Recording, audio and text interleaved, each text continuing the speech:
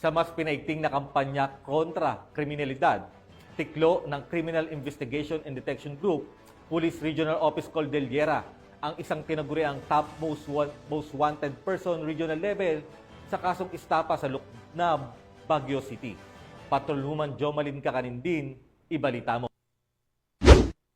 Patuloy na pagpapaigting ng kapulisan ng Cordillera sa kanilang kampanya kontra kriminalidad. Arestado ng CIDG CAR ang tinaguriang top most wanted person regional level sa kasong estafa sa Luknab, Baguio City nito lamang ika-24 araw ng Hulyo taong kasalukuyan. Ayon kay Police Colonel Damian Olsim, Regional Chief ng CIDG CAR, matagumpay ang isinagawang uplan pagtugis dahil sa pagtutulungan ng mga operatiba sa pangunguna ng CIDG Baguio City Field Unit, katuwang ang Baguio City Police Station 4 at ang RIU-14 CIT Baguio. Arestado ang akusado sa bisa ng warrant of arrest na inihain laban sa kanya noong ika-17 ng Hulyo taong kasalukuyan sa Judicial Court ng Baguio City na may inirekomendang piyansa na 150,000 pesos. Matapos basahan ng kanyang karapatan sa salitang kanyang naiintindihan, dinala ang akusado sa tanggapan ng pulisya para sa tamang dokumentasyon, wastong disposisyon bago i-turn over sa kinauukulang hukuman.